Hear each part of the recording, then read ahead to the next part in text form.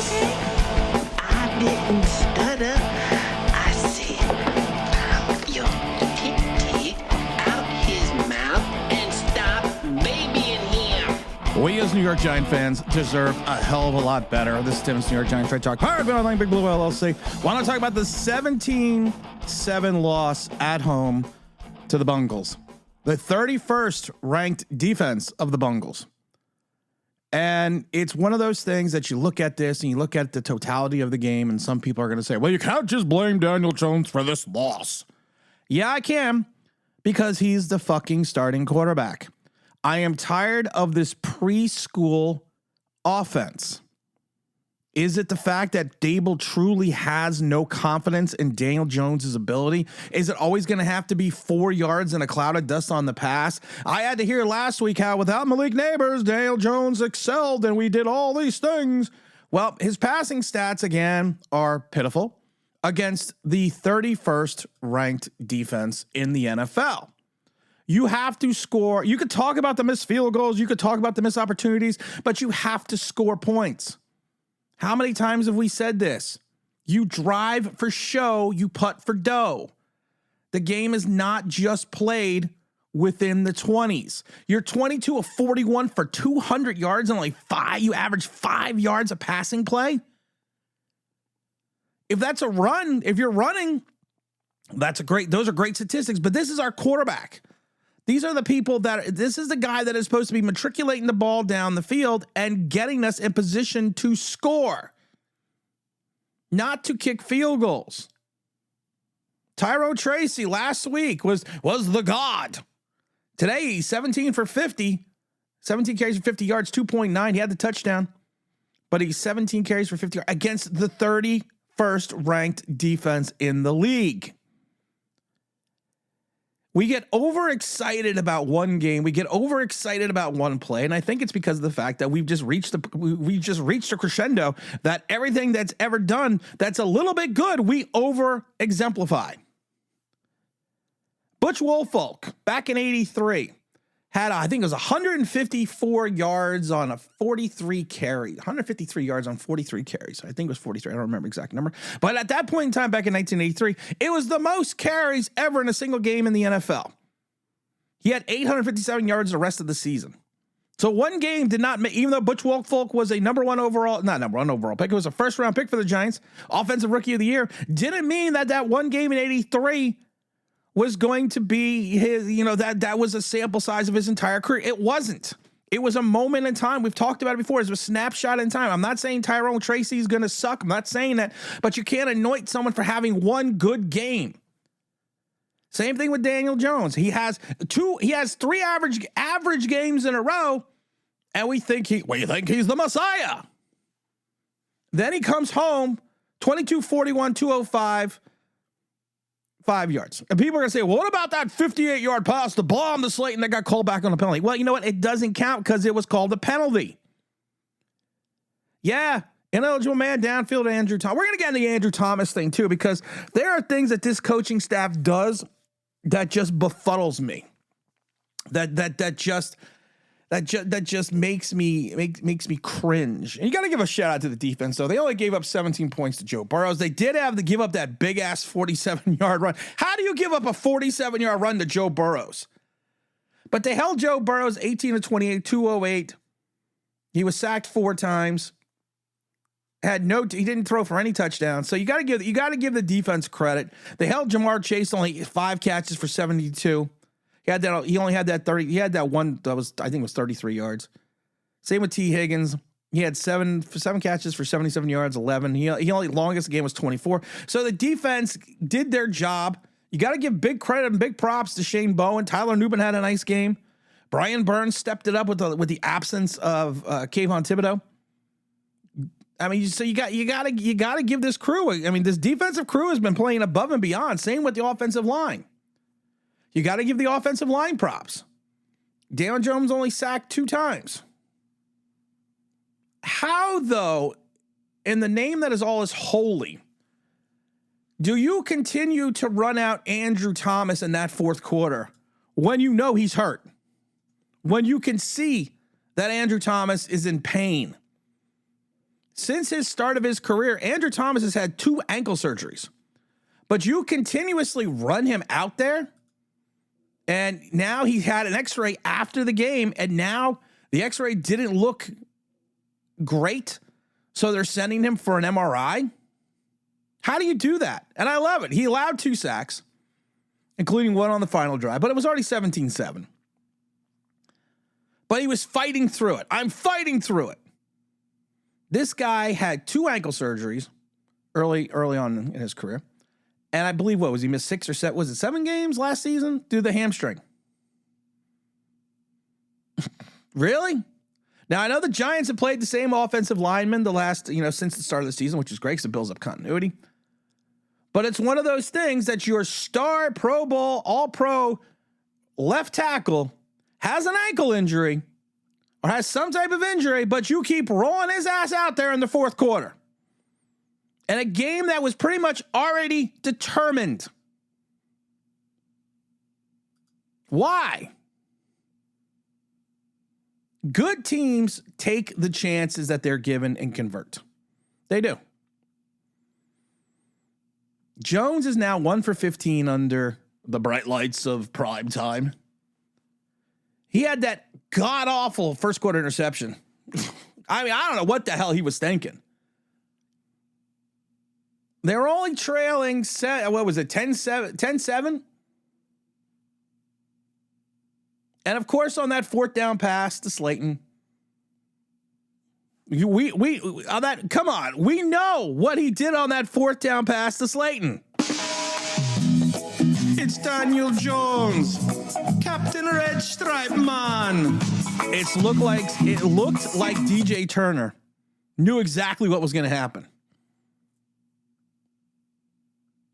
Think about that for a minute. Think about it. Giants then had the chance to get the ball back. I think it was 3rd and 12, but then Burrows completed like a 30-yard pass. And then you had when McFadden forced a fumble, but Pinnock couldn't get on the ball. That's what she said. Sorry. So many chances. So many chances. Then with a minute 52, Chase Brown, of course, runs for that 30 yards for the game-sealing field goal. Gives the Bengals their 2nd win. It just disgusts me that this whole thing just comes down. And I'm going to say it. I'm going to keep saying it. And I'm going to keep... you know what? We need... I was so sick of seeing on Twitter, here's the Daniel Jones apology letters. Here's the reason you should be apologizing to Daniel Jones. Okay. Do we have now the Daniel Jones should be apologizing to this fan base letter? Can we have that? BJ Hill. We get rid of BJ Hill for Billy Price, and BJ Hill is still playing well. Still wreaking havoc against the Giants. He's still doing his thing.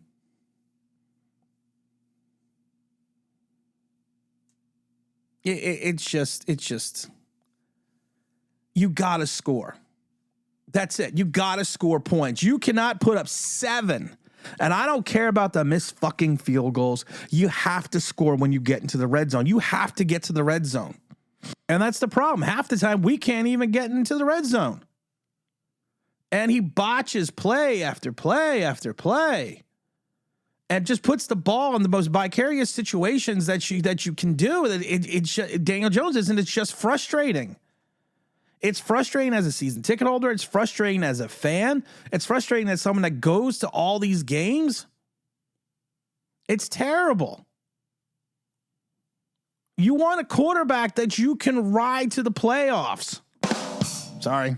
That's what she said. You want a quarterback that you can literally say, carry me. When I need you to carry me, carry me. We don't need this guy who cracks under pressure, who does these things that you just kind of shake your head and you're like, what the hell is he doing? You don't need that. We need more as Giant fans. We need more from that position that is one of, if not the most important position of all of sports. But we're not allowed to talk about that. We just need to do? We just need to do anything that he does. We just have to say that it's the greatest thing in the freaking world.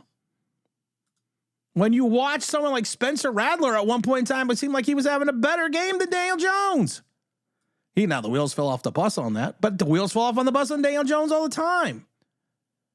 And he is not the singular problem for this entire Giant team. But the problem is this: when you are the quarterback, when you are the starting quarterback of the New York Giants, when you are the man that the team is going to rely on, the team that gave you $45 million a year, a team that's telling you, okay, we need you to step up. We've went out and gotten you weapons. We went out and got you Kadarius Toney, Wan'Dale Robinson. You already had Darius Slayton. You had Evan Ingram at one point. You also went out and got you Paris Campbell, Golden Tate. You also went out and got you the likes of Darren Waller. You drafted Neighbors. You drafted Hyatt. Do you see an issue of consistency that all these guys that we brought in or drafted can't all be bums? They can't. The law of averages says that all these guys that you brought in can't always suck. But it's Daniel Jones. It's never, in a segment of the fan base, it's never his fault. He can throw the bad interception. He can do things that just make you scratch your head. He can run this fucking dink and dunk offense per nauseum. I am tired of this dink and dunk offense. You built an offensive line around him that's actually been playing at an NFL level. Let him throw the ball then. Let him go deep down the field. No, he matriculates the ball 5 yards at a time. You went out and got him wide receivers. You went out and got him weapons. Let him throw to him. Oh no, what he does, he targets them ad nauseum and leads the kid into a concussion with terrible ball placement. It's and I've said it before, and I've said it a million times. This fan base is never going to heal itself and never get together until Daniel Jones is gone. That's it. Plain and simple. Until he is gone, this is never going to get better. You're now 2-4. You have a big game coming up, and you are going to have to find a way to win. You got the Eagles at home. Eagles already are 3.5-point favorites at home, which is shocking to me because it's the return of Saquon Barkley. 91 carries, 482 yards and 4 touchdowns. I love it because people were praising Daniel Jones and his 6 touchdown passes. And now he's got 6 touchdown passes in 6 games, along with 4 interceptions. So you're going to matriculate that over the rest of the season. So what, he's going to have 18 touchdowns? I mean, but for our quarterback, that's a great season. Tired. I'm tired. I'm also tired because I got to go see the dog at 10:30 this morning. For those that don't know, our youngest dog has some kind of mystery illness. The poor dog has been into surgery. The poor dog is on antibiotics. The poor dog. We have no clue what's wrong with the dog. So we're still muddling through with that. I'm going to try to do a live stream tonight, depending on how the dog's feeling. So we're gonna see about that. So the stream may be at 7 p.m. It may just come up quickly. That's what she said. So we have to wait and see. And like I said, I'm just tired. We have a chance that we're going to be 2-5. Because I think with the likes of A.J. Brown healthy, I think of the likes of Devontae Smith healthy, I think of the likes of Jalen Hurts starting to play a little bit better, trying to find a little bit of continuity, and Saquon Barkley, this is a very dangerous Eagles team, and we're gonna have to, and it's gonna be more of a challenge. Oh, as always, don't forget to like, don't forget to subscribe, don't forget to ring that bell because you wanna know why. That'll be awesome.